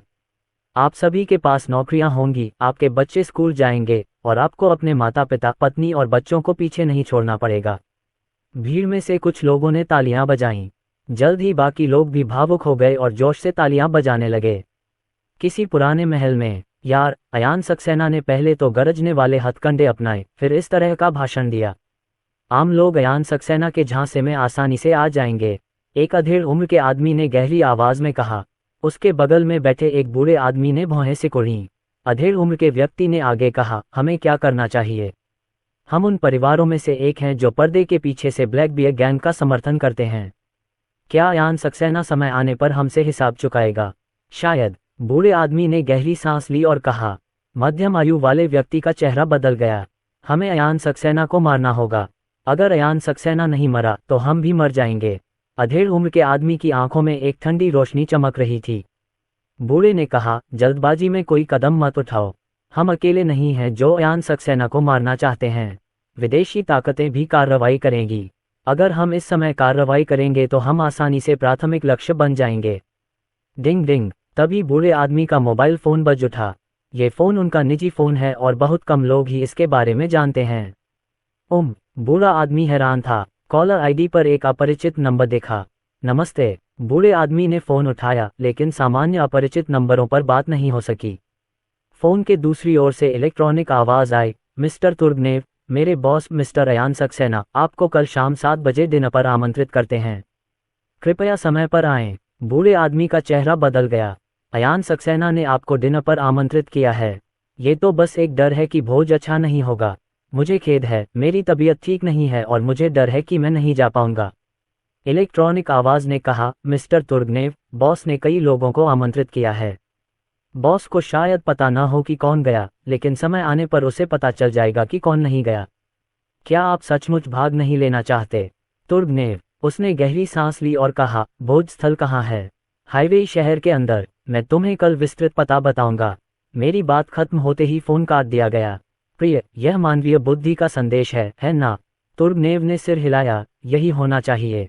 अयान सक्सेना ने मुझे रात्रिभोज पर आमंत्रित किया है, मुझे डर है कि उसके इरादे खराब हैं। उसके बेटे ने कहा, प्रिय, कृपया मत जाइए। तुर्गनेव ने अपना सिर हिलाया, हमारे पास जाने के अलावा कोई विकल्प नहीं है। वहां काफी लोग जाने चाहिए ताकि अयान सक्सेना हम सबको न मार डाले। अगर हम नहीं गए और अवज्ञाकारी रहे तो हमें वहां से निकाल दिया जाएगा। वे यांत्रिक पैंथर बहुत मजबूत हैं। यहाँ लाए गए 3000 यांत्रिक तेंदुए अनुमानतः 100,000 सैनिकों को पराजित करने में सक्षम हैं। अध्याय 578। क्या अयान सक्सेना पर जानबूझकर हमला किया गया? परिवहन विमान कुछ ही घंटों में वापस लौट आया। वे यांत्रिक पैंथरों से भरे हुए हैं। इस बार लोगों या रोबोट को लादने की कोई जरूरत नहीं थी। 1 दर्जन परिवहन विमानों पर कुल 4000 यांत्रिक तेंदुए लादे गए। इतने सारे। ऑनलाइन खबरों के अनुसार पहला जत्था 3000 सिरों के साथ पहुंचा है और ऐसा लगता है कि यहाँ 3000 से अधिक सिर हैं। उनकी ताकत वाकई भयानक है। मैंने उनकी गिनती की है। ये बैच लगभग 4000 का होगा। कुछ लोग हवाई अड्डे पर बातें कर रहे थे। यांत्रिक तेंदुओं का दूसरा जत्था जो आया था वह जल्दी ही चला गया। वे व्लादिमीर शहर नहीं गए। यानहुआन क्षेत्र का क्षेत्रफल 200,000 वर्ग मील से अधिक था और अन्य स्थानों की भी आवश्यकता थी। हमें ये सुनिश्चित करना होगा कि जहां भी खतरा हो हम वहां त्वरित सहायता उपलब्ध करा सकें। मिस्टर सक्सेना, क्या आप आगे बोलना चाहेंगे? सीरियस ने पूछा। अयान सक्सेना ने थोड़ा सिर हिलाया, बेशक हमें इसे जारी रखना होगा। कुल मिलाकर केवल 7000 यांत्रिक तेंदुए हैं। ये संख्या कैसे पर्याप्त हो सकती है? आइए सबसे पहले यांत्रिक तेंदुओं की संख्या बढ़ाकर 50,000 करें। श्री प्रदीप शर्मा स्तब्ध रह गए।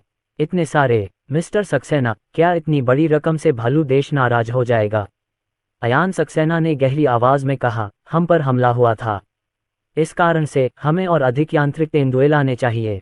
उन्होंने जिस अनुबंध पर हस्ताक्षर किए थे उसमें स्पष्ट रूप से कहा गया था कि जब तक कोई विशेष परिस्थिति न हो वे यानहुआंगलिंग में बहुत अधिक यांत्रिक तेंदुए तैनात नहीं कर सकते। सिद्धांततः ये 30,000 से अधिक नहीं हो सकता। अब चूंकि जिस सैन्य विमान पर वे सवार थे उस पर हमला हुआ था तो स्वाभाविक रूप से यह एक विशेष मामला था, इसलिए संख्या को बढ़ाकर 50,000 करना उचित था। मिस्टर सक्सेना, मुझे उच्च अधिकारियों से बात करने दीजिए। यदि हम शीघ्रता से संख्या बढ़ाकर 50,000 करना चाहते हैं तो हमें अधिक विमानों की आवश्यकता होगी। Serious road. अयान सक्सेना ने सिर हिलाया, बड़ा ड्रोन जल्द ही आ रहा है ना? श्री प्रदीप शर्मा ने कहा, वे धीमी गति से उड़ते हैं लेकिन उन्हें जल्द ही यहाँ पहुँच जाना चाहिए। वे तब पहुँचेंगे जब वे परिवहन विमान रवाना होंगे। धीरे धीरे शाम हो गई। रोशनी मेहरा की आंखों में चिंता झलक रही थी। इंटरनेट पर खबर थी कि जिस विमान में अयान सक्सेना था उस पर हमला हुआ है। विमान तो ठीक था और अयान सक्सेना भी ठीक था, लेकिन रोशनी मेहरा को डर था कि अयान सक्सेना पर और भी हमले होंगे। माँ, मुझे पिताजी की याद आती है। अनिंदिता सक्सेना ने रोशनी मेहरा की ओर देखा और कहा, मैं भी। लिन डोंग्याओ ने रोशनी मेहरा को उत्सुकता से देखा। रोशनी मेहरा ने अपना फ़ोन निकाला और कहा, तो चलो पापा को फ़ोन करते हैं और वे तुम्हें एक कहानी सुनाते हैं, ठीक है? हाँ। अनिंदिता सक्सेना और लिन डोंग्याओ ने सिर हिलाया। रोशनी मेहरा ने अयान सक्सेना को वीडियो के जरिए कॉल किया। पापा। जब दोनों नन्हे बच्चों ने अयान सक्सेना को देखा तो वे खुशी से चिल्ला उठे। अयान सक्सेना ने मुस्कुराते हुए कहा, शिक्सी डोंग डोंग, क्या तुम लोग घर पर अच्छे हो? क्या तुम अपनी माँ की बात सुनते हो? हाँ। अनिंदिता सक्सेना और अन्य लोगों ने सिर हिलाया। अनिंदिता सक्सेना ने पूछा, पिताजी आप क्या कर रहे हैं? क्या आपने खाना खाया है? हमने अभी अभी खाना खाया है। लिन डोंग्याओ, पिताजी मेरी बहन ने अभी तक खाना नहीं खाया है। मेरी बहन खाने में बहुत नखरे करती है। अनिंदिता सक्सेना ने आगे बढ़कर लिन डोंग्याओ का मुंह बंद कर दिया। शिकायत मत करो डोंग डोंग। पिताजी मैंने बहुत खा लिया है और मेरा पेट भर गया है। अगर तुमने फिर से शिकायत की तो मैं तुम्हें पीटूंगी। अयान सक्सेना मुस्कुराकर देखता रहा। रोशनी मेहरा ने थोड़ी चिंता के साथ कहा, बूढ़े आदमी, वहाँ की स्थिति ठीक है। मैंने इंटरनेट पर कुछ डरावनी खबर देखी। अयान सक्सेना ने मुस्कुराते हुए कहा, मैं यहाँ काफ़ी मजबूत हूँ। यहाँ पहले से ही 7,000 मैकेनिकल तेंदुए और 10 बड़े ड्रोन हैं, और वे बहुत सारे छोटे ड्रोन भी लेकर आए हैं। 3,000 यांत्रिक तेंदुओं का पहला समूह 20,000 मील के दायरे में फैला हुआ है। यदि इस दायरे में कोई स्थिति उत्पन्न होती है तो हम अधिक तेजी से सहायता प्रदान कर सकते हैं। रोशनी मेहरा ने सिर हिलाया। बूढ़े आदमी, ज़्यादा अधीर मत बनो। थोड़ी देर बाद वापस आना ठीक है, लेकिन कुछ भी घटित नहीं होना चाहिए। अयान सक्सेना मुस्कुराए और बोले, चिंता मत करो, सब ठीक है। ज़ीक्सी, डोंग, तुमने आज घर पर क्या किया? अयान सक्सेना ने आधे घंटे बाद फ़ोन रख दिया। अनिंदिता सक्सेना और लिन डोंग्याओ दोनों ही उनसे बहुत जुड़ी हुई हैं। पलक झपकते ही अगली सुबह हो गई। परिवहन विमान ने कल रात यहाँ 2 यात्राएं की। पहली यात्रा में 6,000 यांत्रिक तेंदुए लाए गए और दूसरी यात्रा में 7,000 लाए गए। यानहुआन क्षेत्र में 20,000 यांत्रिक तेंदुए हैं। टाइप एक्स यांत्रिक तेंदुए अत्यंत शक्तिशाली होते हैं तथा 1 से 30 के अनुपात में वे 600,000 लोगों की सेना से मुकाबला कर सकते हैं।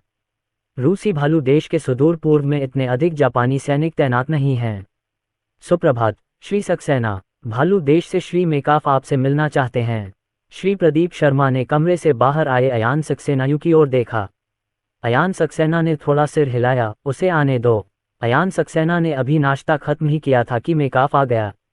जब उन्होंने अयान सक्सेना मेकाफ से मुलाकात की तो उन्होंने कहा, श्री सक्सेना, हम इस बात पर सहमत हुए हैं कि यांत्रिक तेंदुओं की संख्या 30,000 से अधिक नहीं हो सकती है और यह व्यवस्थित तरीके से बढ़ेगी। जहां तक मुझे पता है, यहाँ पहले से ही 20,000 तेंदुआ मौजूद हैं और आपके परिवहन विमान अभी भी यांत्रिक तेंदुओं को यहाँ लाने के लिए कड़ी मेहनत कर रहे हैं। अयान सक्सेना ने गहरी आवाज में कहा, मिस्टर मेकाफ, अनुबंध में ये भी कहा गया है कि यदि विशेष परिस्थितियां उत्पन्न होती हैं तो यांत्रिक तेंदुओं की संख्या बढ़ाई जा सकती है। क्या यह असामान्य बात नहीं है कि हमारे सैन्य विमानों पर हमला किया गया? मेकाफ, मिस्टर सक्सेना, आप ठीक हैं। आप यांत्रिक तेंदुओं की संख्या जल्दी से बढ़ा सकते हैं, लेकिन यांत्रिक तेंदुओं की संख्या 30,000 से अधिक नहीं होनी चाहिए। अयान सक्सेना ने अपना सिर हिलाया। मिस्टर मेकॉफ, यह असंभव है। मुझ पर हमला हुआ था और वहां और भी यांत्रिक तेंदुए हैं। मेरी योजना सबसे पहले 50,000 यांत्रिक तेंदुओं को यानहुआन क्षेत्र में ले जाने की है। मेकाफ का चेहरा बदल गया। मिस्टर सक्सेना, ये तो बहुत ज्यादा है। अयान सक्सेना, मिस्टर मेकाफ, उत्साहित मत होइए। 20,000 या 50,000, इससे आपको कोई फर्क नहीं पड़ता। तीसरे प्रकार के यांत्रिक तेंदुए में एक बार में 30,000 को हराने की शक्ति होती है। 20,000 यांत्रिक तेंदुए 6 लाख नियमित सैनिकों के बराबर हैं। मेकाफ, उन्होंने टाइप 2 रोबोट की शक्ति को कम करके आंका। मिस्टर सक्सेना, 50,000 तो बहुत ज्यादा है। मेकाफ ने गहरी सांस ली। यदि इसे बढ़ाकर 50,000 कर दिया जाए तो क्या यह 1.5 मिलियन की सेना के बराबर नहीं होगा? उनके देश की कुल सैन्य ताकत 2 मिलियन से कुछ अधिक है और इनमें से अधिकांश सैनिकों को अन्य स्थानों पर तैनात किया जाना है। अयान सक्सेना की आंखें ठंडी हो गईं। मिस्टर मेकाफ, मुझ पर विमान भेदी तोपों और मिसाइलों से हमला किया गया था और मैं इसे केवल 50,000 तक बढ़ा पाया। यह आपके विचारों का बहुत ही विचारशील रूप है। यदि आप मुझे बाधित करना जारी रखते हैं तो मुझे संदेह है कि आप मुझे मरवाना चाहते हैं। मेकाफ का चेहरा बदल गया। उन्होंने तुरंत जवाब दिया, मिस्टर सक्सेना, ये कुछ भी नहीं है। मैं बस यही उम्मीद करता हूं कि हमारे दोनों देश शांतिपूर्वक रह सकें। अयान सक्सेना ने गहरी आवाज में कहा, तो फिर कुछ मत बोलो। मैं यांत्रिक तेंदुओं की संख्या बढ़ाकर 50,000 करने का अपना फैसला नहीं बदलूंगा। मैं अपनी जान जोखिम में नहीं डाल सकता। मेकाफ कुछ देर चुप रहा और बोला, मिस्टर सक्सेना, अधिकतम संख्या 50,000 है। आप इसे किसी भी कारण से नहीं बढ़ा सकते। अयान सक्सेना ने अपना सिर हिलाया। मिस्टर मेकाफ, मैं आपसे इसका वादा नहीं कर सकता। यांत्रिक तेंदुओं की संख्या कितनी बढ़ानी है, ये स्थिति पर निर्भर करता है। अगर स्थिति खराब हुई तो यह निश्चित रूप से बढ़ जाएगी। लेकिन चिंता मत करो, चाहे जितने भी लोग आ जाएं, वे बचकर नहीं जाएंगे। मेकाफ ने अयान सक्सेना की ओर देखा। उन्हें संदेह था कि यह हमला अयान सक्सेना ने जानबूझकर किया था। अयान सक्सेना पहले कुछ यांत्रिक तेंदुओं को वहां भेज सकता था और उन्हें किसी भी दुश्मन को खत्म करने के लिए जमीन पर तैनात कर सकता था। लेकिन अयान सक्सेना ने पहले से कोई इंतजाम नहीं किया था। सैन्य विमान पर हमले ने अयान सक्सेना को एक बेहतरीन बहाना दे दिया। श्री सक्सेना, मैं आज आपके द्वारा आयोजित रात्रिभोज में शामिल होना चाहूंगा। मेकाफ, वह चिंतित था कि रात्रिभोज में कुछ बड़ी गलती हो सकती है। अयान सक्सेना ने मुस्कुराते हुए कहा, मिस्टर मेकाफ, अगर आप डिनर में शामिल होना चाहते हैं तो कोई बात नहीं, शाम को मिलते हैं। मेकॉफ खड़ा हो गया। अलविदा। अध्याय 579 होंगमेन भोज शुरू हो गया है। वहां से जाने के बाद मेकाफ ने तुरंत पुतिन को रिपोर्ट दी।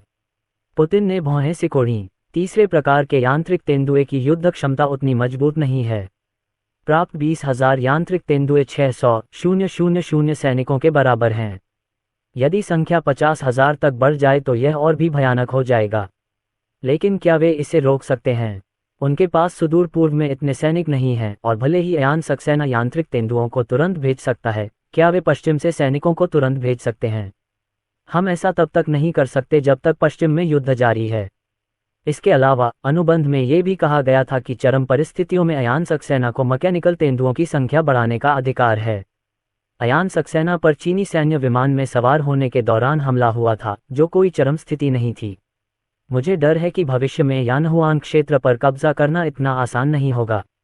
पुतिन ने मन ही मन सोचा। उसे थोड़ा अफसोस हुआ, शायद अयान सक्सेना को सीधे जमीन का एक टुकड़ा बेचना बेहतर होगा।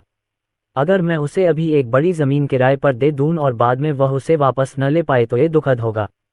मेकाफ, कृपया किसी भी अन्य स्थिति की तुरंत रिपोर्ट करें, पुतिन ने गहरी आवाज में कहा। हाँ। पुतिन ने फोन रख दिया और मेकफ ने राहत की सांस ली। धीरे धीरे समय शाम में बदल गया। दिन के समय चीन ने यानहुआंग में और भी यांत्रिक तेंदुए भेजे। इन यांत्रिक तेंदुए को विमानों द्वारा अलग अलग ले जाया गया। मार्ग सुरक्षित था और उनके साथ लड़ाकू विमानों की कोई जरूरत नहीं थी। परिवहन विमान एक एक करके ही उड़ सकते थे। दिन भर में 13,000 लोगों का परिवहन किया गया।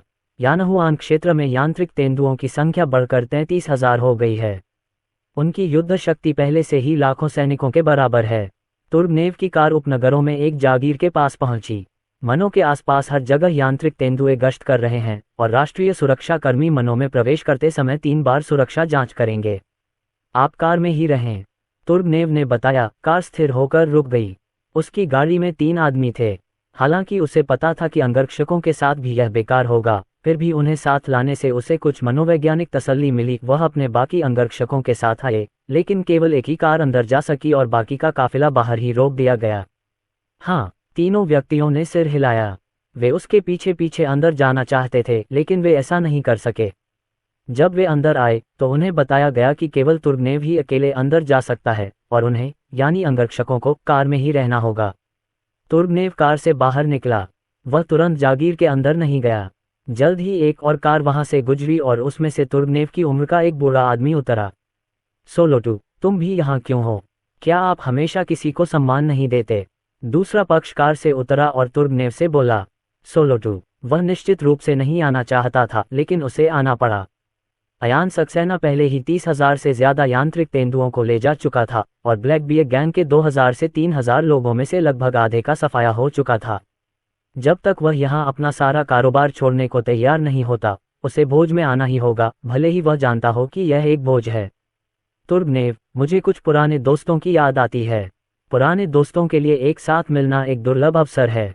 तुर्गनेव, इस बार आप मुश्किल में पड़ सकते हैं। आपका परिवार ब्लैक बियर गैंग के वित्तीय समर्थकों में से एक है। सोलोटू ने व्यंग्यात्मक मुस्कान के साथ कहा। तुर्गनेव, सोलोटू, बकवास मत करो। हमने ब्लैक बियर गैंग की सुरक्षा के बदले में कुछ पैसे दिए हैं। मैं एक इतालवी हूं और मैं ब्लैक बियर गैंग के अन्य मामलों में शामिल नहीं होऊंगा।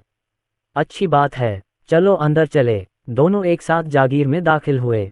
अंदर उन्हें और भी लोग मिले। कुछ बड़े लोग बहुत दूर छिपे हुए थे और बहुत कम दिखाई देते थे, लेकिन अब निमंत्रण पाकर वे सभी लोग अयान सक्सेना के पास पहुंचे। देखते ही देखते आधा घंटा बीत गया। सभी मेहमान जो आने वाले थे आ चुके हैं। मेकाफ भी यहाँ आए। अयान सक्सेना धीरे धीरे उस बैंक्वेट हॉल में घुसा जिसका जिक्र सभी ने किया था। बैंक्वेट हॉल में 1 दर्जन से ज्यादा लोग थे। ये सभी लोग बड़े मालिक थे जो विभिन्न उद्योगों को नियंत्रित करते थे। चर्चा शीघ्र ही शांत हो गई। सभी का स्वागत है, अयान सक्सेना ने शांति से कहा। उन्होंने नजर घुमाकर कहा, ज्यादातर लोग तो यहाँ हैं, लेकिन अभी भी 1 दर्जन से ज्यादा लोग ऐसे हैं जिन्हें आमंत्रित किया गया था, लेकिन वे नहीं आए। और उन्होंने तो कोई एजेंट भी नहीं भेजा। ऐसा लगता है कि वह मेरे नेतृत्व से बहुत असंतुष्ट हैं। सबका दिल बैठ गया। क्या हम उन लोगों के खिलाफ कार्रवाई करेंगे जो नहीं आए? अयान सक्सेना ने बैंक्वेट हॉल में लगी बड़ी स्क्रीन पर देखा, सिमरन, जो लोग नहीं आए हैं और उनके परिवारों की जांच करो कि कहीं उन्होंने कोई गंभीर अवैध काम तो नहीं किया है। ठीक है यार। बड़े पर्दे पर एक बिल्ली का बच्चा दिखाई दिया। सब सोच रहे थे अब ये दिखावा नहीं रहा। पहले अयान सक्सेना ने भी यह कहकर इसे छिपाने की कोशिश की थी कि उसमें मानवीय बुद्धि नहीं है। कुछ सेकंड बाद छोटी बिल्ली बोली, मेरे प्यारे, मुझे पता चला कि उन सभी ने गंभीर अवैध कार्य किए हैं। उनके परिवारों और कुलों ने भी कई गंभीर अवैध कार्य किए हैं। किसी ने खड़े होकर पूछा, श्री सक्सेना, क्या मैं पूछ सकता हूं कि ऐसे अवैध कृत्य करके उन्होंने किस देश के कानून का उल्लंघन किया है? अयान सक्सेना ने कहा, ये किसी देश का कानून नहीं है। मेरे पास यानहुआन क्षेत्र में कानून और व्यवस्था, न्याय आदि की शक्ति है। यानहुआन क्षेत्र के अपने कानून हैं और लोग अपनी बुद्धि के आधार पर निर्णय लेंगे। अब से यानहुआन क्षेत्र में कोई न्यायाधीश नहीं होगा। सभी अवैध और आपराधिक घटनाओं को मानव खुफिया द्वारा नियंत्रित किया जाता है। कुछ लोगों के चेहरे बदल गए। वे गुप्त रूप से यहाँ न्यायिक शक्ति को नियंत्रित करते हैं। अयान सक्सेना लोगों को बुद्धिमानी से निर्णय लेने की अनुमति देता है और उनकी शक्ति खत्म हो जाती है। मिस्टर सक्सेना, क्या यह अनुचित नहीं है? मनुष्य में भावनाएं होती हैं और मानव बुद्धि केवल एक प्रोग्राम है। तुरंत ही किसी ने इसका खंडन करने के लिए खड़ा हो गया। वह एक मुख्य न्यायाधीश हैं और उनके पीछे एक शक्तिशाली परिवार है। अयान सक्सेना, सिमरन, जांच करो कि उसमें कुछ गड़बड़ तो नहीं है। ठीक है यार। सिमरन की आवाज़ गूंजी और जल्दी ही सिमरन बोली, हमें पता चल गया है कि वह आदमी कौन है। उसका नाम वैगनस है। हमें पता चला है कि उसने बड़ी संख्या में अवैध अपराध किए हैं। कानून के अनुसार उसे फांसी दी जानी चाहिए। टकराना। अयान सक्सेना ने अपनी कमर से पिस्तौल निकाली। गोलियों की आवाज़ सुनाई दी और वैगनस माथे पर गोली लगने से जमीन पर गिर पड़े। सबके चेहरे का रंग एकदम बदल गया। कई लोग हौंफने लगे। अयान सक्सेना ने कहा, हर कोई, लोग झूठ बोल सकते हैं लेकिन मानवीय बुद्धि झूठ नहीं बोल सकती। शियाओबेई, उसके अपराधों को ऑनलाइन प्रकाशित करें। इसमें शामिल सभी अपराधियों को पकड़ने के लिए यांत्रिक तेंदुए भेजें। जो लोग गिरफ्तारी का विरोध करेंगे उन्हें तुरंत गोली मार दी जाएगी। ज़ियाओबेई, ठीक है यार। अरे, इस हॉल में 7 लोग शामिल हैं। अयान सक्सेना ने कहा, रोबोट गार्डों को उन्हें ले जाने दो। बैंक्वेट हॉल में कुछ नकली रोबोट थे। अयान सक्सेना ने आदेश दिए और उनमें से 7 ने तुरंत कार्रवाई की। कृपया मेरा पीछा करें। 7 रोबोटों को एक एक बड़ा बॉस मिला। नहीं, आप मुझे नहीं ले जा सकते। मिस्टर सक्सेना, आप ऐसा नहीं कर सकते। यह नियमों का उल्लंघन है। मिस्टर सक्सेना, 7 बड़े लोग एक एक करके घबरा कर बोले। उन्हें उम्मीद नहीं थी कि उनके आते ही रोबोट उन्हें ले जाएगा। अयान सक्सेना ने उनकी ओर ठंडी निगाह से देखा, मैं यहाँ हूँ, मेरे नियम ही नियम हैं, तुम्हारे पिछले नियम बकवास हैं। इसे दूर ले जाएं। जिन्हें कानून के अनुसार गोली मार दी जानी चाहिए, उन्हें बाहर गोली मार दी जाएगी। रोबोट द्वारा 7 लोगों को बाहर खींच लिया गया। Bang bang bang. Banquet hall के अंदर 3 गोलियां चलने की आवाज़ सुनी गई। बाहर निकाले गए 7 लोगों में से 3 की तत्काल मृत्यु हो गई। अध्याय 580 दबंग अयान सक्सेना। हॉल में मौजूद कई लोग डर से कांप रहे थे। अयान सक्सेना का कदम सचमुच निर्णायक था। सभी लोग चिंता न करें। जब उनकी हत्या की गई तो उन पर निश्चित रूप से गलत आरोप नहीं लगाया गया था। सिमरन के पास ठोस सबूत अवश्य होंगे, अयान सक्सेना ने शांति से कहा। किसी ने खड़े होकर कहा, मिस्टर सक्सेना, अगर आप इस तरह किसी को मारेंगे तो आप कई लोगों को अपमानित करेंगे और पूरे समाज को तहस नहस कर देंगे। क्या आपने इस पर विचार किया है? अयान सक्सेना ने उस व्यक्ति की ओर देखा। उन्होंने मुस्कुराते हुए कहा, मैं लोगों को नाराज करने से डरता हूँ। संयुक्त राज्य अमेरिका, पूर्वी सकुरा, ऑस्ट्रेलिया, ब्रिटिश साम्राज्य, मैंने 1 या 2 से अधिक देशों को नाराज किया है। आपको क्या लगता है कि मैं किन लोगों को नाराज करने से डरता हूँ? जहाँ तक इस बात का सवाल है कि क्या इससे पतन होगा, तो आप अपने आप को अधिक आंक रहे हैं। अगर तुम सभी को गंभीर समस्याएं हैं तो मैं तुम सभी को मार डालूंगा और फिर भी यह नहीं टूटेगा। इतिहास में कब किसी राजवंश का पतन राजवंश के अंत में इतनी हत्याओं के बाद हुआ है? सब लोग, अयान सक्सेना, यांत्रिक तेंदुओं की संख्या बढ़कर 10,000 हो जाएगी। वे 10 लाख से 100,000 विशिष्ट सैनिकों के बराबर हैं। अगर आप में से कोई उनसे लड़ना चाहता है तो आप खड़े हो सकते हैं। हर कोई हैरान था। किसी ने मेकाफ की ओर देखा और कहा, मेकाफ, ये 10,000 कैसे है? क्या अनुबंध में यह नहीं लिखा है कि यह 30,000 से अधिक नहीं हो सकता? मेकाफ ने भौहें सिकोड़ते हुए कहा, यह सामान्य बात है, लेकिन ब्लैक बियर गिरोह ने चीनी सैन्य विमान और श्री सक्सेना पर हमला किया। इस तरह की चरम घटनाएं बढ़ सकती हैं। एक अन्य व्यक्ति ने पूछा, क्या यांत्रिक तेंदुआ 1 से 30 तक हो सकता है? मेकॉफ ने हल्का सा सिर हिलाया। दूसरे प्रकार की मशीन एक बार में 10 दुश्मनों को हरा सकती है और तीसरे प्रकार की मशीन तेंदुआ एक बार में 30 दुश्मनों को हरा सकती है। उन्होंने इसका और संभवतः इससे भी अधिक विश्लेषण किया है। 30 के विरुद्ध 1 का अर्थ 30 कुलीनों के विरुद्ध है। वास्तव में अधिकांश सैनिक साधारण होते हैं और उन्हें कुलीन नहीं कहा जा सकता।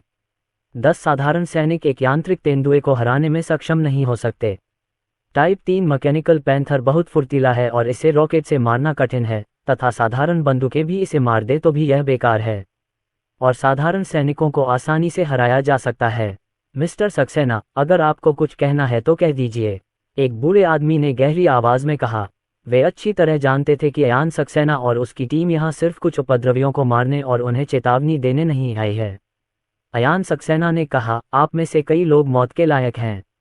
बस सिमरन को एक पल में बहुत सारे सबूत मिल जाने दो। कई लोगों ने चुपके से भौहें सिकुड़ी। अयान सक्सेना ने आगे कहा, यह मत कहो कि मैं तुम्हें मौका नहीं दूंगा। आखिरकार वे अपराध पहले भी किए गए थे। मैं उन पर कार्रवाई कर सकता हूं या नहीं, ये तुम्हारे प्रदर्शन पर निर्भर करता है। एक अन्य व्यक्ति ने पूछा, आप हमसे कैसा व्यवहार चाहते हैं?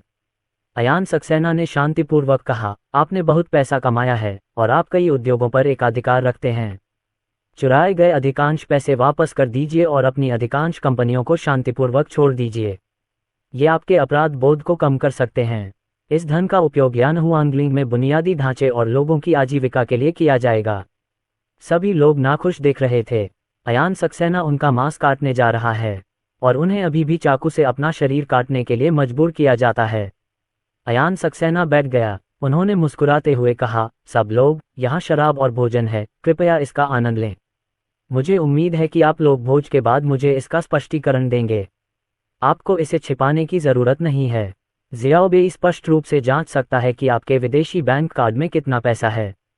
बस एक दोस्ताना अनुस्मारक, आप में से कम 10 लोग हर दिन यहाँ से जीवित नहीं जा सकेंगे। जहाँ तक ये सवाल है कि कौन मरेगा, यह आपको तय करना है। अच्छा प्रदर्शन करो, जियो। खराब प्रदर्शन किया तो मर जाओगे। परिवार के बाकी सदस्य जो खराब प्रदर्शन करेंगे उन्हें भी मौत के घाट उतार दिया जाना चाहिए। मेकाफ का मुंह फड़क उठा। अयान सक्सेना इस काम में वाकई प्रभावशाली हैं। ऐसा लगता है कि इससे पहले जब मैंने उनसे बातचीत की थी तो मैं काफ़ी सौम्य था। सब ने मेरी ओर देखा और मैंने तुम्हारी ओर देखा। भोज कक्ष में बढ़िया मदिरा और स्वादिष्ट भोजन उपलब्ध था, लेकिन इस समय उनमें से कोई भी खाने या पीने के मूड में नहीं था। सब लोग, ऊपर 10 से ज़्यादा कमरे हैं। हर कमरे में कैमरे लगे हैं। आप चाहें तो कमरे के अंदर जा सकते हैं। ज़ियाओबेई तुम्हें तुम्हारे प्रदर्शन के लिए ग्रेड देगा। आपका प्रदर्शन इस बात पर आधारित नहीं है कि आपके पास कितना पैसा है। बेखम आपकी संपत्ति और अपराधों का व्यापक मूल्यांकन करेंगे। यदि अपराध बहुत मामूली है तो आप पैसे न लेने पर भी ठीक रहेंगे। अयान सक्सेना ने मुस्कुराते हुए कहा। मेकाफ, मिस्टर सक्सेना, भोज कब है? अयान सक्सेना, आप लोगों का इस तरह एक साथ आना एक दुर्लभ अवसर है। पार्टी रात 12 बजे तक चलेगी, इसलिए आपके पास इसके बारे में सोचने के लिए बहुत समय है। वैसे प्रत्येक व्यक्ति कमरे में 3 बार से ज्यादा नहीं जा सकता है। उनमें से एक ने गहरी आवाज में कहा, मिस्टर सक्सेना, अगर आप ऐसा करेंगे तो क्या आपको डर नहीं लगेगा कि भविष्य में कोई आपकी हत्या कर देगा? अयान सक्सेना मुस्कुराए। तुम बेहतर प्रार्थना करो कि मेरी हत्या न हो। अगर मेरी हत्या हो जाती है तो सिमरन यांत्रिक तेंदुए को नियंत्रित करके पागलपन से जवाबी हमला करेगी। मेरी मौत का मतलब यह नहीं है कि सिमरन फिलहाल चली गई है। इस बार शायद तुम लोग बच नहीं पाओगे। मेकाफ का चेहरा बदल गया और उसने कहा, मिस्टर सक्सेना, मैं तो बस यहाँ उत्साह देखने आया था। इसका मुझसे कोई लेना देना नहीं है न? अयान सक्सेना मुस्कुराए। मिस्टर मेकाफ, यह आपका कोई काम नहीं है। बस ये सुनिश्चित करें कि हत्या की योजना भालू देश की आधिकारिक सरकार द्वारा नहीं बनाई गई है। मेकाफ ने गहरी आवाज में कहा, बिल्कुल नहीं। अयान सक्सेना ने खड़े होकर कहा, सब लोग, जब तक मैं यहाँ हूँ आप ठीक से खा पी नहीं पाएंगे। मैं पहले चला जाऊंगा। ज़ियाओबेई, 12 बजे आप योजना के अनुसार सफाई अभियान चलाएंगे? हाँ मास्टर। बड़े पर्दे पर सिमरन ने आलस से कमर तानते हुए कहा। कुछ ही देर में अयान सक्सेना बैंक्वेट हॉल से निकल गया। करीब 7:30 बज रहे थे और उसे अनिंदिता सक्सेना और लिन डोंग्याओ को एक कहानी सुनानी थी। क्या अयान सक्सेना बहुत दबंग नहीं है? मुझे पता था कि यह भोज अच्छा नहीं होगा, लेकिन मैंने कभी नहीं सोचा था कि यह इस तरह खत्म होगा। 4 लोग पहले ही मर चुके हैं और हम में से कम 10 और लोग मरेंगे। हम क्या कर सकते हैं? यांत्रिक तेंदुआ बहुत शक्तिशाली है। सभी लोग धीमी आवाज में बात कर रहे थे। इन बड़े लोगों को कभी इतना दुख नहीं हुआ। मेकाफ हल्की खांसी। सब ने उसकी ओर देखा और मेकाफ ने कहा, सब लोग, अगर कोई गुप्त रूप से मिस्टर सक्सेना को मारने की योजना बना रहा है तो मेरी सलाह है कि वापस आने पर योजना रोक दें। अगर मिस्टर सक्सेना मर गए तो आप में से कोई भी जीवित नहीं बचेगा। आपके परिवार के बाकी लोग भी निश्चित रूप से मर जाएंगे। कुछ लोगों की आंखों में अजीब चमक थी। अयान सक्सेना ने उनके हितों को प्रभावित किया और वे उसे मारना चाहते थे, लेकिन उन्हें उम्मीद नहीं थी कि अयान सक्सेना ने उन्हें पहले ही चेतावनी दे दी थी। और अगर अयान सक्सेनारू की मृत्यु हो गई तो उन्हें भी उसके साथ दफना दिया जाएगा। अब उन्हें प्रार्थना करनी होगी कि अयान सक्सेना लंबे समय तक जीवित रहे। समय मिनट दर मिनट बीतता गया। 9 बज चुके थे और अभी तक कोई भी ऊपर नहीं गया था। सिमरन, जो स्क्रीन पर आंखें बंद करके आराम कर रही थी, ने अपनी आंखें खोली और कहा, सबको एक गर्मजोशी भरा अनुस्मारक। मास्टर ने कहा था कि न्यूनतम हत्या 10 है, सिर्फ 10 नहीं। यदि वे सभी खराब प्रदर्शन करेंगे तो हम उन सभी को मार देंगे। सब लोग, ये सचमुच एक हृदयस्पर्शी अनुस्मारक है। तुर्गनेव ने आह भरते हुए कहा, हर कोई, अगर हम कुछ चीजें छोड़ भी दें तो भी हम अच्छी तरह से रह सकते हैं। मैं पहले ऊपर जाऊंगा। उसका परिवार ब्लैक बियर गैंग के वित्तीय समर्थकों में से एक है और उसे डर है कि अगर वह खराब प्रदर्शन करेगा तो आज रात ही उसकी मौत हो जाएगी। तुर्गनेव, एक साथ आओ। एक अन्य व्यक्ति भी खड़ा होकर असहाय होकर बोला। स्टोरी पसंद आई तो लाइक और शेयर करना न भूलें। हमारे टेलीग्राम चैनल को ज्वाइन करने से आपको नई स्टोरीज और अपडेट्स मिलते रहेंगे। ज्वाइन करने के लिए लिंक पर क्लिक करें।